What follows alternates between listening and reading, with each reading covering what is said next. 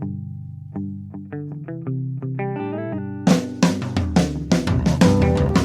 only real God is the one that you believe in. Start looking for the God in others.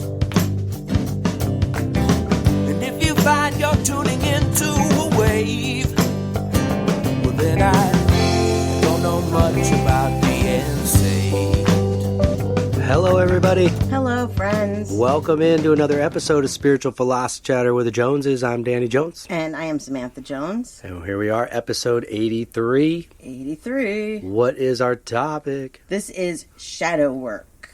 Cool. That will Yeah. probably take some explanation, Yeah, I definitely will. but we'll get to that. And I am no expert, but yes, for sure. Nice. Well, before we hop into it, anything you have from last episode? Yeah. Feedback. Yes, I have. Feedback, yes. From last week, we did readings with Samantha, spirit readings with Samantha. Uh-huh. So I have some responses to the readings that I did. Read a couple of these to you guys. Cool. The first one is from Gabe, and if you remember, Gabe had the dog that was dressed like a pirate, and he asked where the treasure was, where the money was buried. Yeah. Okay, so there's his response. That was funny. And yes, you were spot on. Theo went through the divorce with me, and I often just sat on the couch commiserating with him afterwards. And yes, he had an uncanny ability to know exactly where I was about to step and get there first, and I'd either trip or end up kicking him accidentally, not seeing him there. And that does happen from time to time still. That's funny. So sometimes they give me these things that are so off the wall, and I don't really know why, but you can see they do this so that you know that this is who Sure. we're talking to, because I couldn't possibly know that. Right. You know, that, so he knows that. These are things that the dog and Gabe know. Right. And so that's their way of connecting. So, and then he said, and as for his sense of humor, he was the most chill dog ever. He patiently let the girls paint his nails, put glasses on his face, and just put up with it. And then he said, thank you. I miss old Theo the dog and look forward to finding him again someday.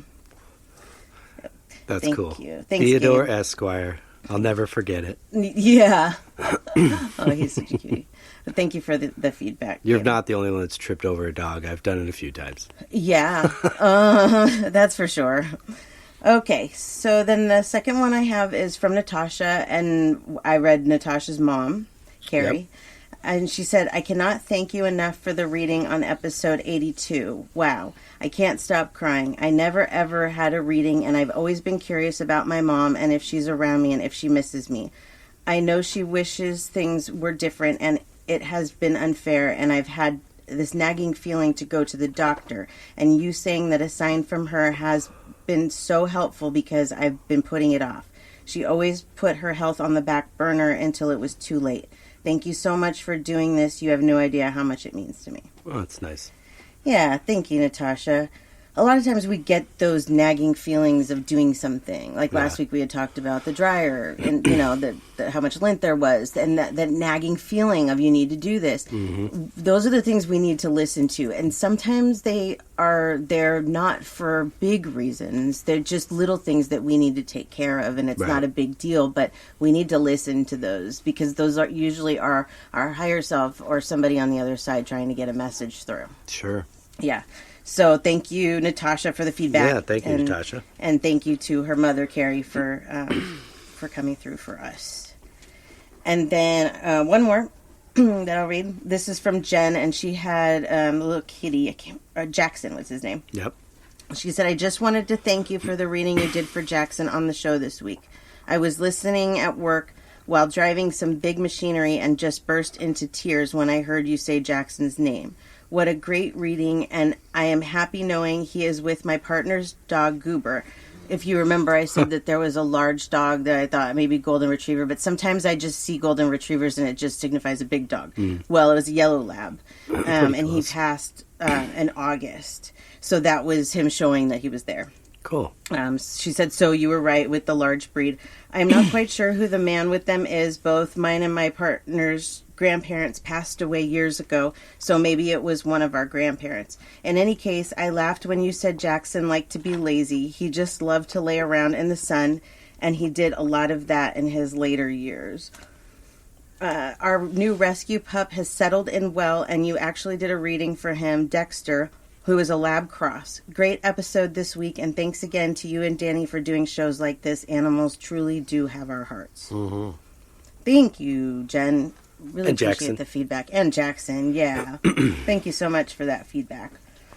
So, yeah, so there's Cool. the 3 I got for you. And those always get me so emotional because I love being able to do that for people and make that connection. And make people see that it's not scary. There's nothing to be scared of. We're just connecting to spirits and, bringing through what they have to say. And hopefully trying to heal old wounds is really the main thing. Yeah, usually, it's love-based. Oh, yeah. I never feel like it's doom and darkness. Like, I don't know. I just don't feel that way. No. And even like for mediums or people that are connected, we get sometimes those dark thoughts, that we don't know really where they're coming from, that maybe, is this an evil spirit? It's not. What it is it's your own brain, and your brain is too loud, and so you have to quiet it. Yeah. But some people misinterpret it as being an evil spirit or that there's something bad, but it's really just our own brain. We just have to, teach it how to shut off.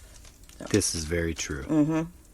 That's a challenge, and sometimes it can be daily, sometimes it can be you get into the groove of it, and maybe it feels smooth for like a week or so, or a couple weeks, and then you find yourself doing it again. It's not abnormal, I don't think. It's just if you don't try to do anything with that, then it can consume you, and then you don't hear any message. That's right, exactly. Your brain has to be clear. And that message can be anything from the direction of your life to your health to the well-being of loved ones.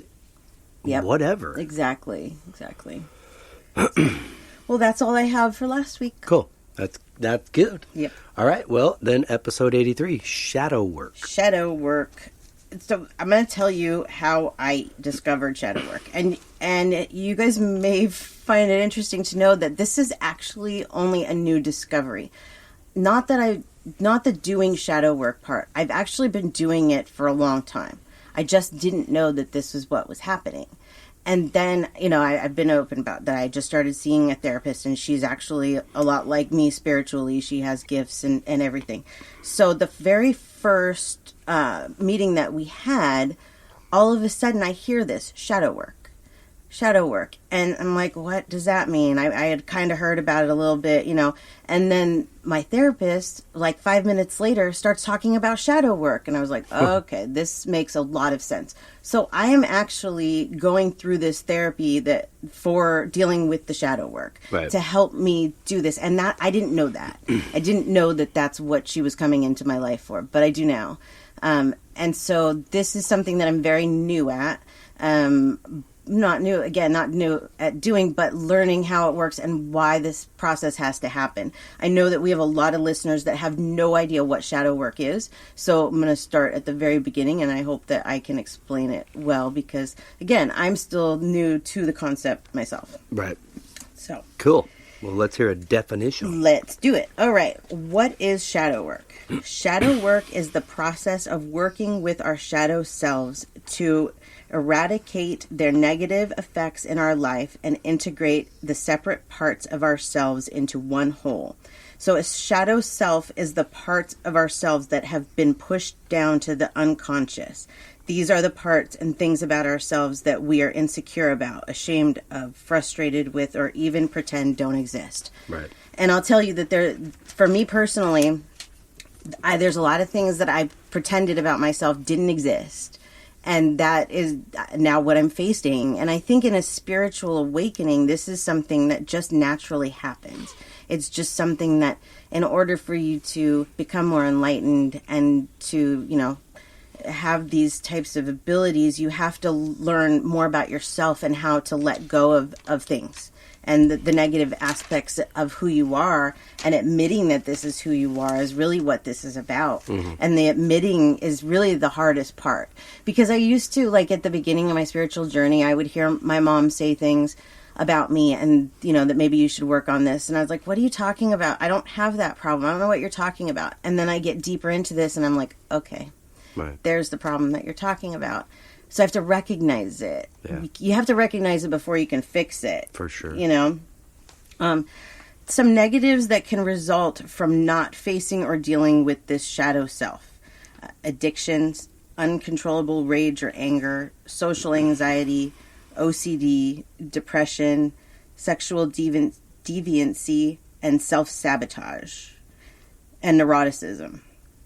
So these are a lot of things that I have faced. I've definitely still am dealing with neuroticism, and that is not something in my shadow work that I've started working on yet. But I think I will get to that point, you know. Right. But these are definitely things that if you're thinking, wow, I can relate to, you know, some of these things, and maybe I have some things about myself I haven't dealt with. This is a good starting point. Right. You know, to see, wow, how are these things related? Yeah. You know? It's, you know, it's not easy. No. When you're taking a look inward, you know, we live in a society where we're constantly pointing the finger, you know, and I think it feels like a lot. We are. And that is... not in our own direction. No. Either, I mean. Exactly. And that's a big part of it, is it's like you're projecting. You're projecting who you are, and people do that. They project, you know, who they are onto other people. And so then you don't think that you're the problem. You think the other person is the problem, so you just don't deal with it, you know? Right. Yep.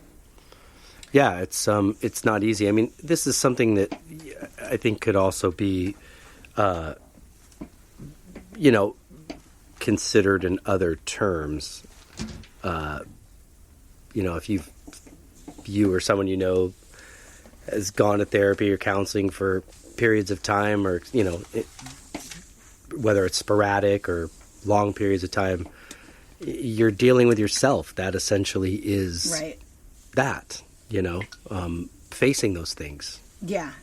Because we can't change other people. The only thing that we can change is ourselves and the way that we react to certain things, whether it's what somebody else is doing or what yourself is doing. Mm-hmm. But in the shadow work, it really is when you see something negative coming out about yourself that you have to stop it and say, okay, where is this coming from?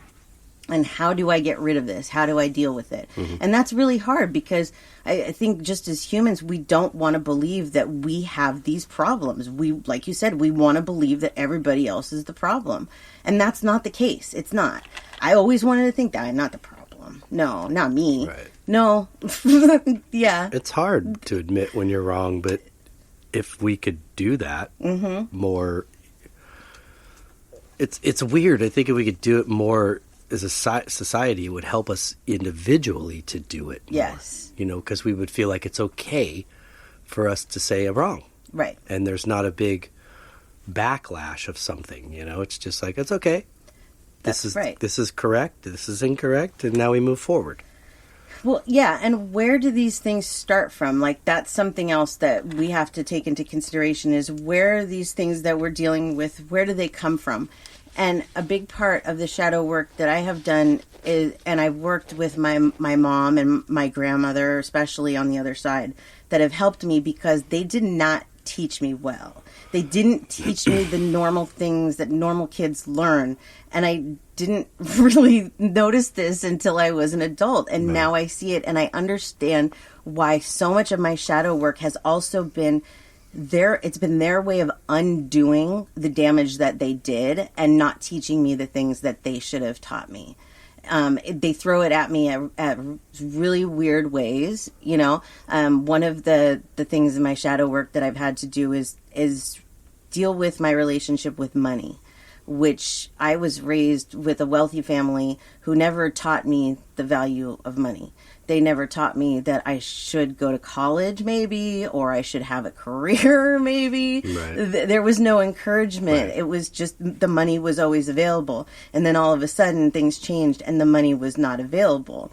And I had to learn to survive on my own, and I have. But in the last few years, they have really, really worked with me on undoing the damage that they did. So it's I see this a lot, and I think Dolores Cannon talks about this as this generational type curse, that when your family members go through something and you continuously pass it down, once the cycle breaker breaks the cycle, you're also healing the other people on the other side. You're healing your ancestors. Right. So by allowing this shadow work to happen, I'm also healing them. Right. Isn't that weird? And it's very cool. Doing something for karma's sake.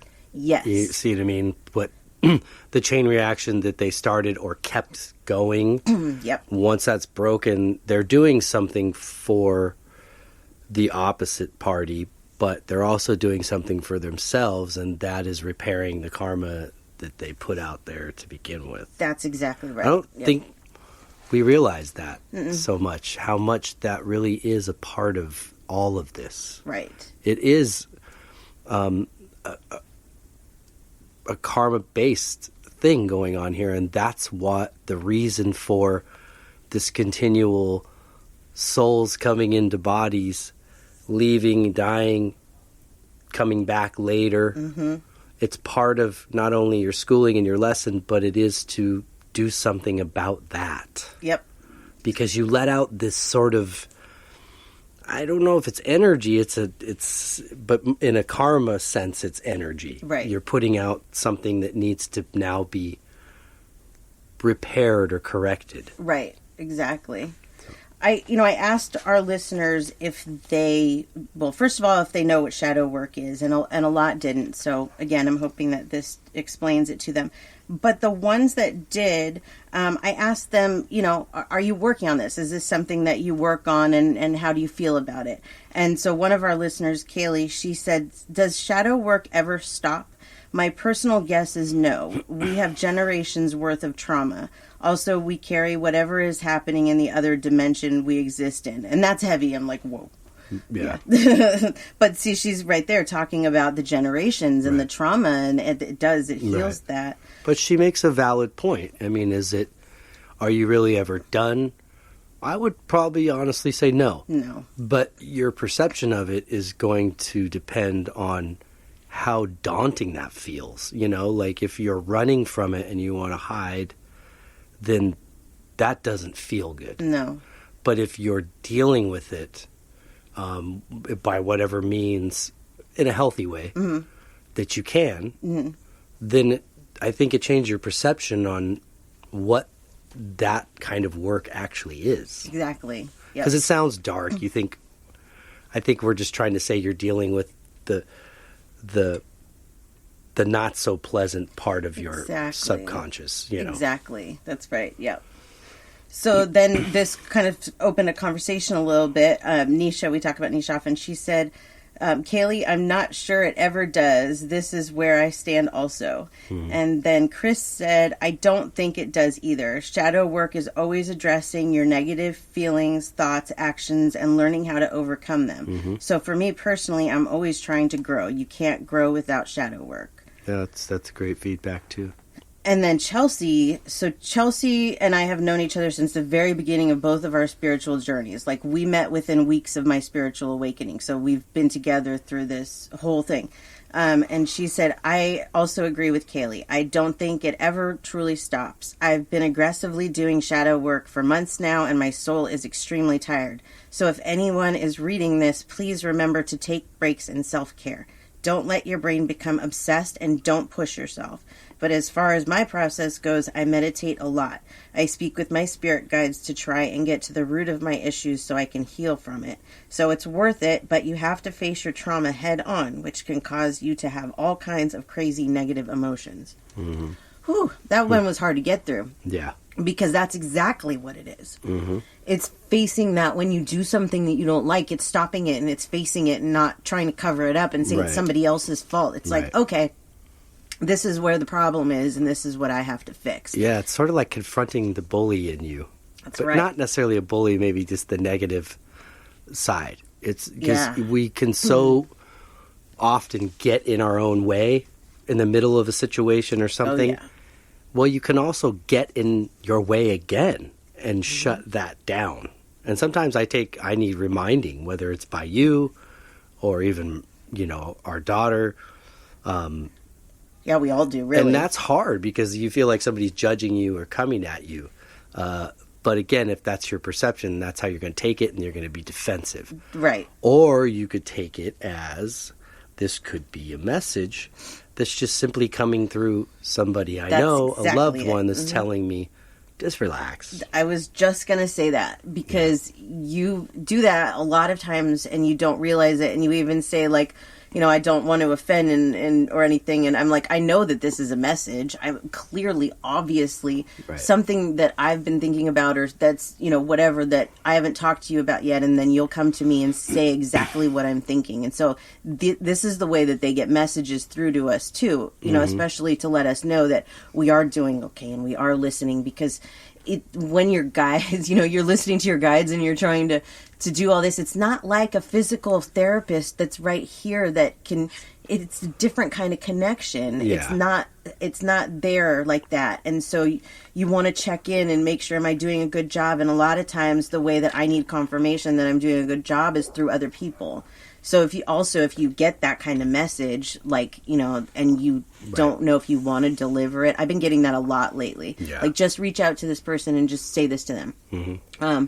Do those. Those are important because they can't always get messages through and, through like a normal person, if that makes sense. Like, if you're spiritually open to this, it happens more. And so sometimes, even on the show, like if there's something that resonates with you, that maybe we're speaking directly to you.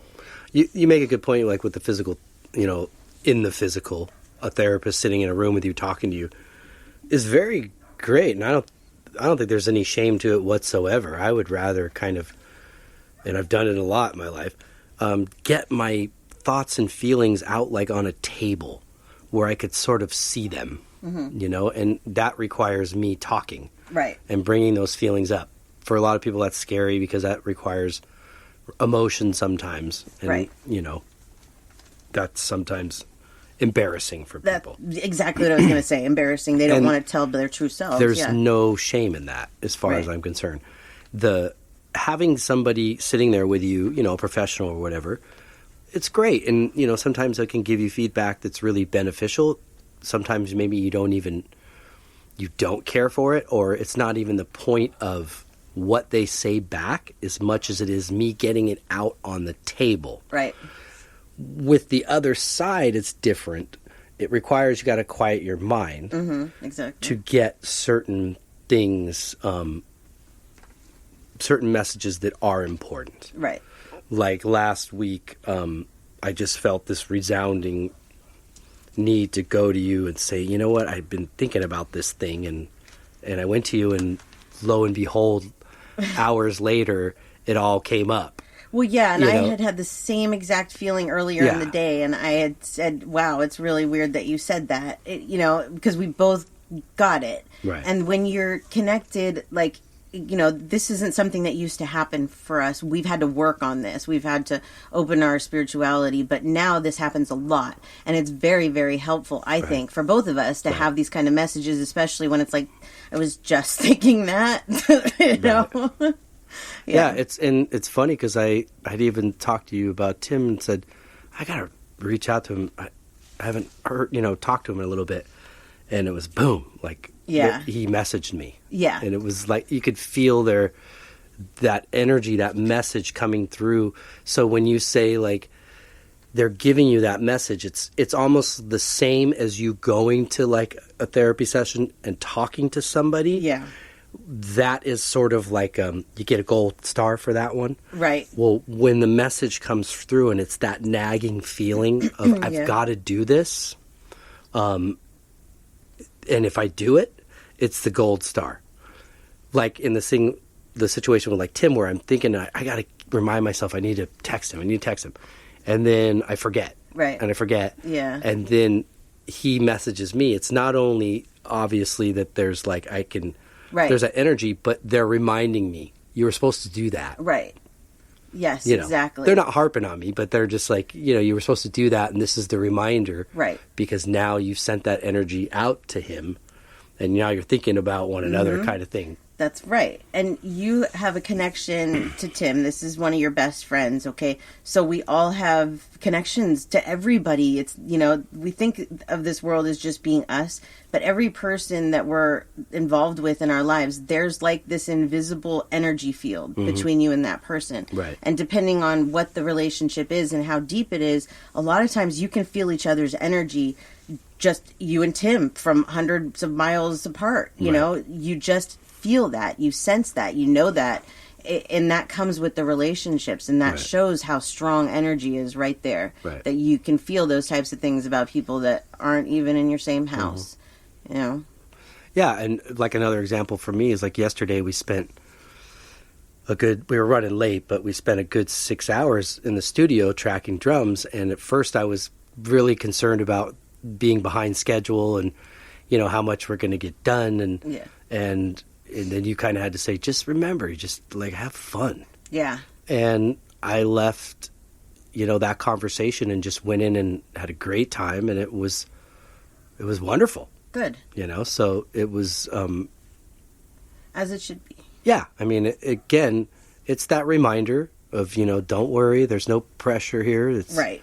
No deadline. Yeah, we do that to ourselves, don't we? Yeah, we tend to, I'm an impatient person by nature. Yeah. I want it done now. Right. But at the same time, I like to experience the journey along the way. Right. And that really is what is most important, is that journey and having the time, of sitting in the room with these guys for that amount of time and being creative and walking away going, wow, look at what we just made. Right. And what you just said about being an impatient person, that's a perfect example of shadow work. Because you can admit that, and that that's not necessarily a great trait. Mm-hmm. I'm the same way, so I'm not judging. It's something that I try to work on too. And I think that we both have and have been getting a little bit better at, But that is shadow work, working on that impatience. Mm-hmm. When you feel yourself being impatient, it's not always about, like you say, well, I didn't say this out loud. This is how I'm feeling. Right. Well, that's great. It's great you didn't say it out loud to the person that it's about. Right. But when the thought enters your mind, that's where you have to stop it. Because you're not trying, it's not about the other person. It's about you. Right. It's about changing those thoughts in yourself. Because once you change those thoughts in your own head, you don't have those other ones. So, but you have to recognize it every single time. Absolutely. And that's hard. I think in anybody that's, trying to... anybody that's trying to manifest something in their life, you're going to have to face you. Yeah. First. Mm-hmm. Because we are not only our best friends, because we're taking care of ourselves, but we can also be our biggest enemy. That's right. And get in our way all the time. Mm-hmm. So I just think that it's important for us to be aware that we're not perfect and we all have these things in us. But part of doing that work is going to enable you to manifest whatever it is you need in your life. But the one thing, and I say need, not necessarily want, right. What you need. But the one thing I will say about that part is you got to have patience. Yeah. And that's the part I'm learning. Mm-hmm. Is if you're manifesting this and you're bringing all this, you can see the change and you can see the progression and the progress it's made. You have to stay patient. Right. And if you can't see the progress... That's where you need to reevaluate. Exactly. Yes. Thank you. This is where you have to stop and go, well, if it's not changing, if everything's staying the same, why is it staying the same? Because you're doing the same thing. You've got to figure out where this next step is to move forward. And yes. Or you need to look deeper. You need to look deeper. In the sense of what we're talking about. Mm-hmm. Exactly. And it's funny that you talk about that. Is that shadow work often starts manifesting in our lives after a trigger. So this is something that we do manifest ourselves. We just don't realize that we're doing it. It isn't something that our shadow selves, they're not just there. They don't just pop up one day. These are things that we build, that every day we can throw more junk into our shadow self. if we don't work on it. But okay, so anyway, some of the things that can cause you to maybe start working on this stuff is someone else's words or actions. So, if somebody, if they say something to you and it hits home and you're like, whoa, wait.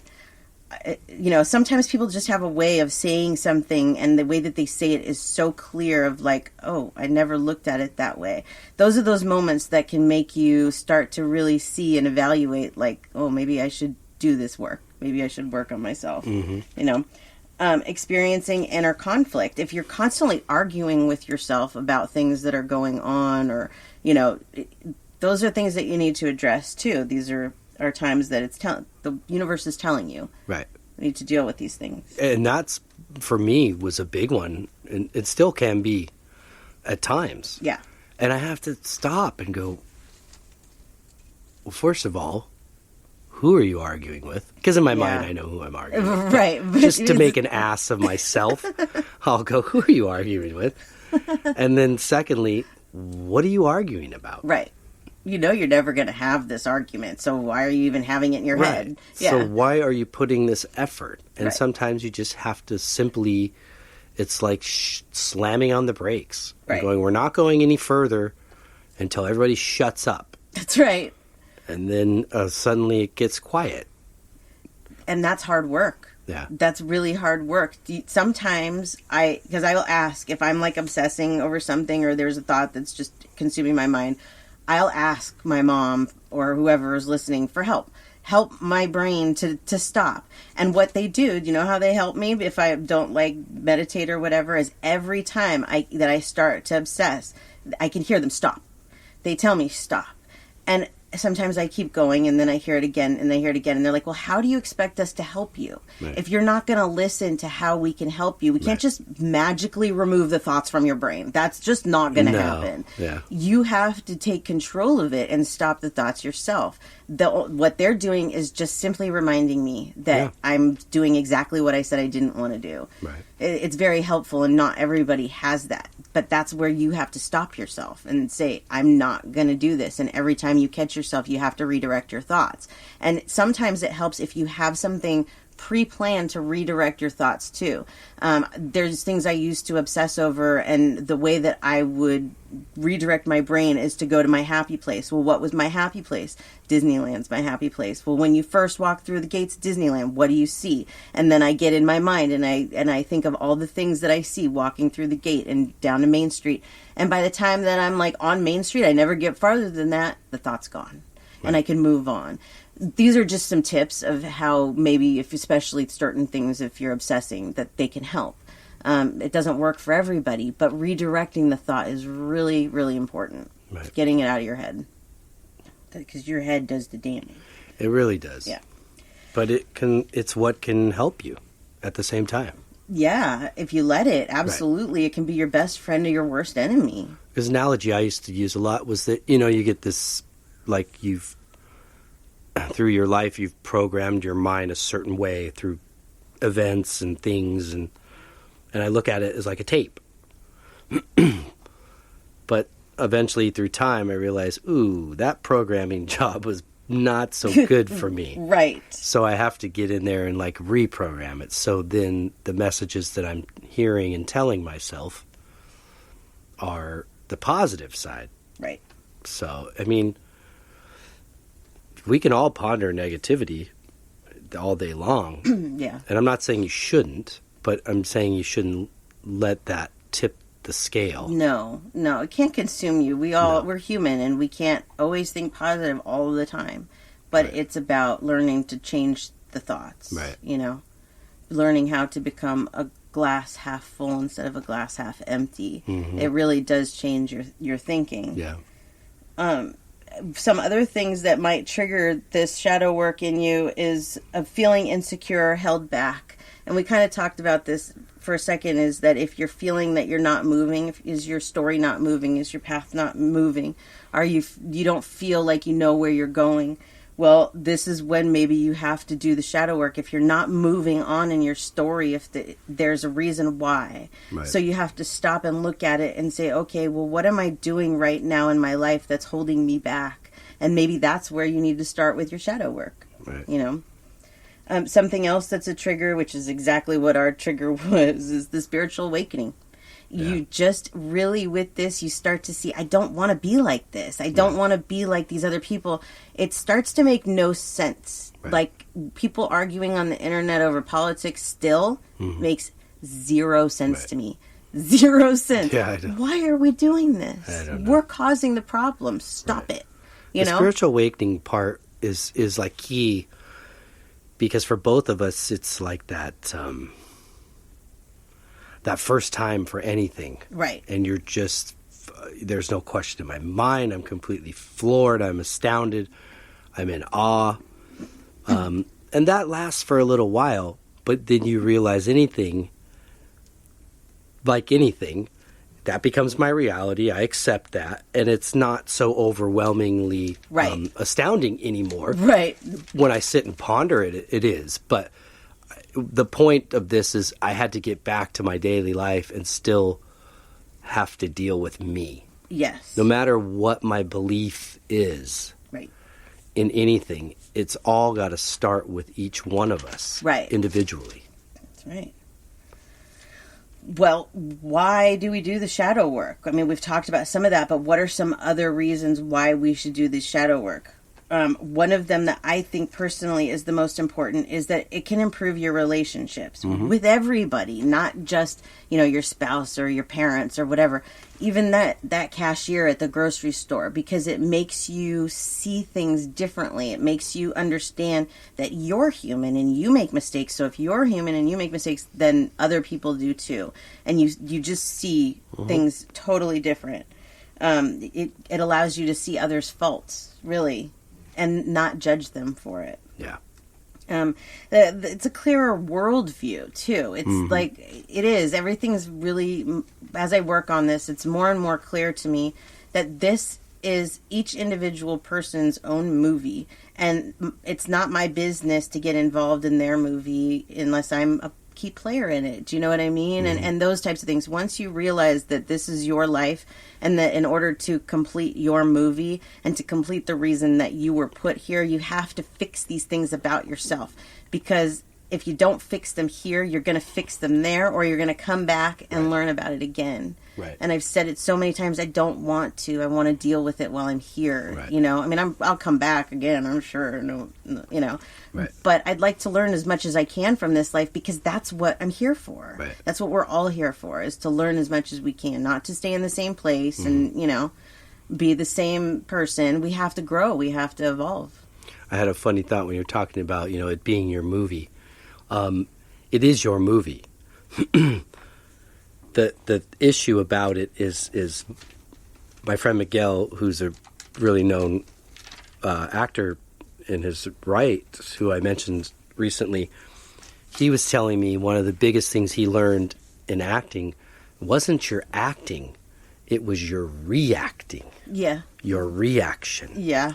And in this movie, I've realized that nobody else really, all these kind of background roles, people that I never really speak to, are there. And those that come in are key players or whatever.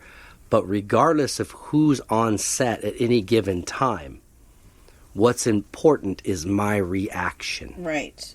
What is my reaction to the scene, to the situation, to whatever? Right. And how am I portraying that the best that I can? Exactly. So it is your movie, but you still have to work within, you don't see actors just saying cut and walking around and slapping everybody on the set. No.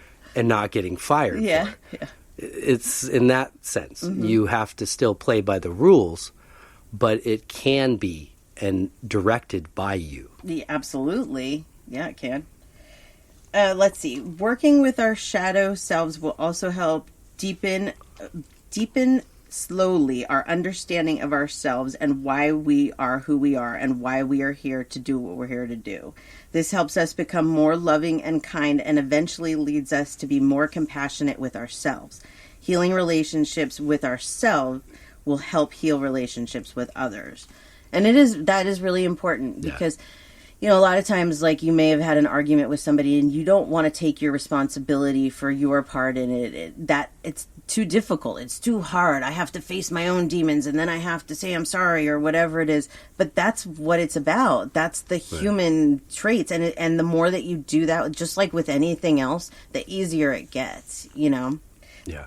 So, let's see. When you work... Oh, I read that part. It's not easy.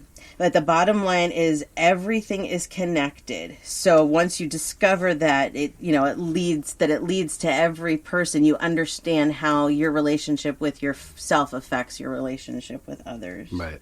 When done properly, shadow work is the key to finding yourself and how to use your shadow traits for good instead of bad.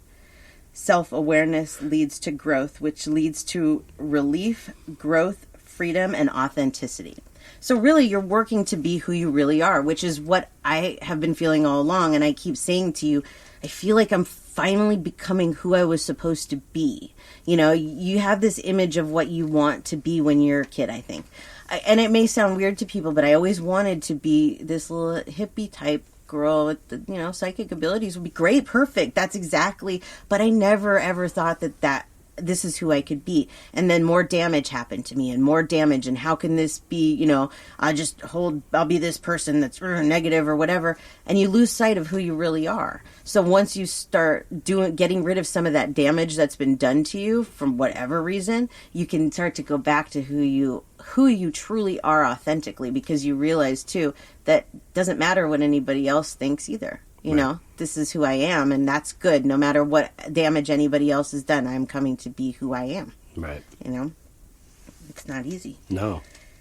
Doing the shadow work can also really help in a lot of ways you might not think about. It can improve your creativity. Mm-hmm. It can help your intuition. And I noticed that with things that I do, my intuition and things get stronger and stronger because you're opening your mind more and more.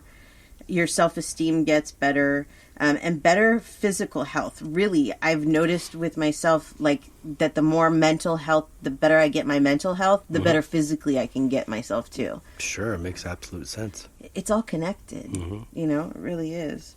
So, okay, so let's see. How do we go about doing this? How do we work on the shadow work? First of all, you have to stop judging yourself.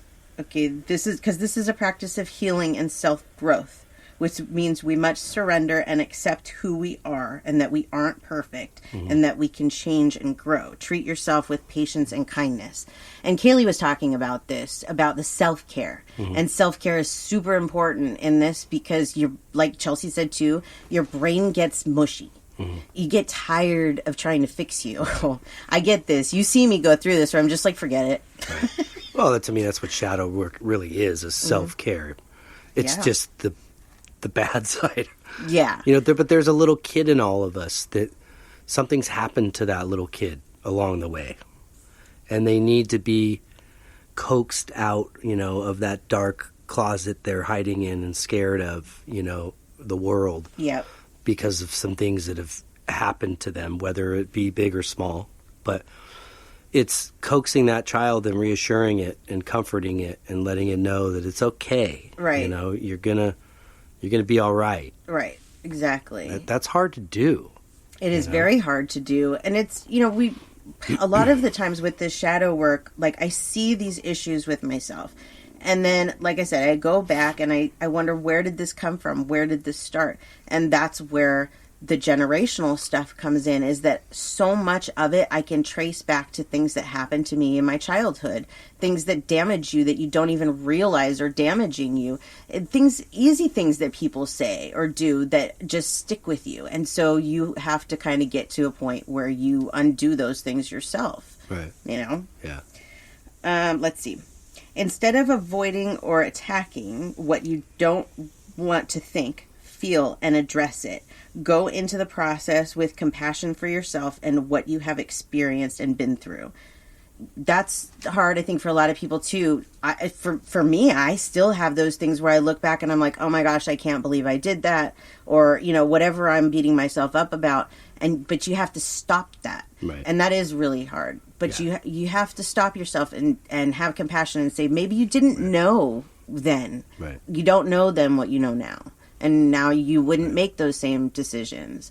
There's things that like didn't used to bother me that in this shadow work now really bother me. For example, like I saw this TikTok yesterday of this girl that was trying to steal, like from, I don't know, like, yeah, it is stealing, not swiping something at the self-checkout, you know, and the sound was like something, a lot of people use this, like, how would they know? They're not going to know, that kind of thing.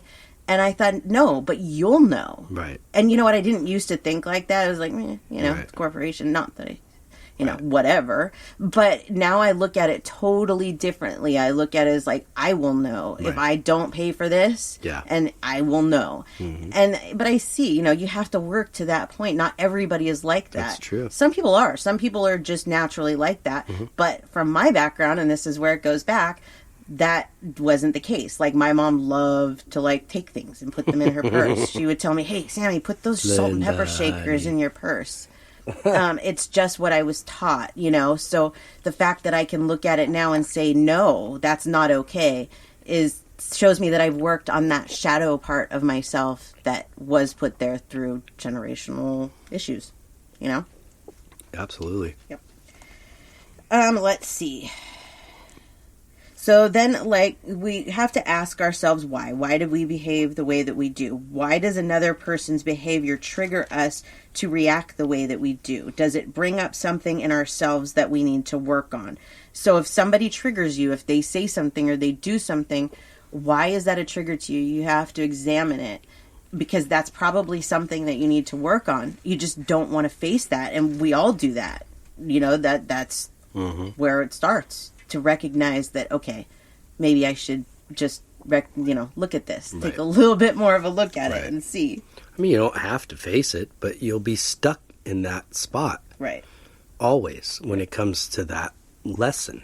And there's multiple lessons. Many, many, thousands, hundreds probably. I said that backwards. Hundreds, thousands to be learned. Yeah. And we all have our own lessons, and that's why, like, sometimes, you know, you may not understand what somebody else is going through or their particular lesson because you don't have that problem, and that's great. You don't have that problem, but they do, and they need to work on that, and that's where the judgment comes in of like, okay, well, you know, maybe I don't understand somebody that drinks every day because I could never do that. That's their battle to fight. I'm not going to judge them because I don't know what their life has been like. I don't know what they've been through. I don't know anything. And maybe if I do a little bit, it's still not my place to judge, you know? This is their trauma. So I don't judge that. It's just not the way I choose to live my life, you know? So how do we do this? Because it is difficult. Some of the things that will help you, journaling, writing down how you're feeling like at that time when you have those types of feelings of those things coming up. And you can even voice journal now. You know, there are apps. If you don't want to sit down and type or write, like I'm old school, I write everything in notebooks. But some people don't want to do that. You can get an app and you can just talk and get it out. But it does help because then, you know, we always think about in the now.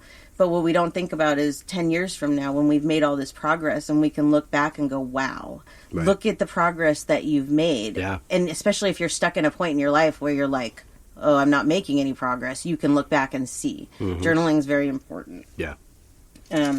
Meditation, I always put this one. And you know what? It's not just me because every article that I read, it's always on there. Yeah. Meditation, it quiets your mind. It teaches you how to quiet your mind on demand. And it's not what you see in the movies. It's not sitting in the same spot with your spine perfectly erect for a half hour. That is a professional yogi, you know? That's not us. I lay down on the couch or in bed or meditate in the shower. It's just about quieting your mind. It's not, you know. It's the exercise. It's not the environment. Exactly. I wouldn't try to do it at a construction site. But... yeah. But once you do it enough, you learn that even in a situation like a construction site or something that triggers you, you can calm yourself. And that's what it's supposed to do. It's supposed to, you know, get you to a point where you can just stop and calm yourself. Let's see. Talk to someone like a therapist. It is really important to talk. I agree. It's a lot of information when you're going through this to process on your own. For anybody that's gone through this, it's like you don't really know what you're doing, what's going through your head. So to have somebody to throw these things at, it definitely helps. It's worth it. Mm-hmm. And if if you can't afford a therapist or you don't have insurance or whatever, maybe just a friend, or go into, like, if this is your work, like if you're into the spiritual work, there's so many groups that you can go into where they talk about this stuff all the time. Mm-hmm. Dolores Cannon even they have a group for Dolores Cannon where they really get into this kind of stuff and support each other too. Right. And that's important. You need that kind of support and to be able to talk and see, what other people are talking about. Right. Let's see. Break down those limiting beliefs. So if you have a lot of beliefs that seem to be like clouding your judgment because this is what you've known your whole life, or this is what seems right, try and put them aside while you're dealing with this stuff. Just understand that everybody's different, and the more that you go down this shadow work journey, the more you'll see that. And then those things that, those beliefs, they just kind of change without even really having to try, if that makes sense. So, we forget, I think, that we can change. We can change anything about ourselves at any time. Yeah. But it's a lot of work. And it's sometimes scary. And people don't want to do it because it's a lot of work and it's scary. But what the hell are we here for then? Right. You know what I mean? You don't have to, but you're gonna come back, God knows how many times, to figure it out. Yeah. It's not because someone's telling you. It's because your own conscience will tell you. Right. That's what's right. Exactly. You got to be patient with yourself in this process, and if you're just getting started, or this is, your first introduction to shadow work, take your time with it. You may even be doing it like me and not realizing that this is what you're doing, that you're clearing this shadow you, this dark side, and a lot of times there is a period, it's called, let me I don't want to say the wrong thing, dark night of the soul. Okay, so there's a lot of times in this spiritual work, in this shadow work, where you might get really depressed, and it might feel like it's too much, or you can't believe that this is the way you are, these are the things that have happened to you, and that's very, very common. And like for me, it hasn't just happened once. It's like once I'm hit with something like, okay, I have to deal with this. Sometimes I can fall into this. So I don't believe that you just hit this once. I think you can, it happens, this dark night of the soul. But know that it happens to everybody, really, that's doing this shadow work, because it's just a part of it. It's a part of releasing that negativity and getting rid of that darkness in your soul, I suppose you could say. Right. It's a lot of work, man. It is. Yeah. And it's, I don't think that the goal, I think, is to kind of get to a place where, certain things that you have to visit about yourself, you don't have to keep visiting, that way. Right. You'll always have a memory of it, but you can somehow get yourself to a point of healing where you've dealt with it. Right. There's an exercise. There was a few exercises that I came across. I just went on Google and I looked at shadow work exercises. So maybe, if you could use some help, do that. But this is a couple of them that I did. Exercise number 1, write down 5 negative traits of each of your parents or caretaker or people who raised you. Notice which ones you really can't stand. Then write 5 positive traits of each of your parents or caregivers who raised you. Notice which ones you really admire. And then, how do these 10 traits live in you? This is what you need to look at. How do they live in you? How do you exhibit them, or what's your vision of them? And how do these 10 traits show up in your life? I did this, and it took me a little while. I just did it with my mom and with my grandma. It took me a little while, and I felt bad doing it. Like and I always do that. I feel kind of guilty, talking bad about my mom and my grandma. But it did help me to see that there are still things with myself that my mom did or my grandma did that I don't like, right. And I should change those things. So it can really, if you're honest, it can really open your eyes. You can also see how far you've come, because there's things that I didn't like about my mom, and I can see I never did those things, or I've fixed them already. Right. It says 5 traits, but I just kind of went on, and put whatever I could think of, and that helped too. So these kind of exercises, you can find them online. Cool. And they're very helpful. So very good. Yeah. So that's all I have for you. Well, I have more, but that's it. I told you I was doing this episode. I was like, man, I think I have too much information and I really could keep going. Probably. So maybe we'll have to do, a second one. I'd love to hear people's stories about their shadow work, about things that they've done on themselves. Maybe even, you listen to this episode and it helps you let us know. Yeah. We'd love to hear that. Good idea. Yeah. Very nice. So yeah, hope you enjoyed it. I did. That was good. Good.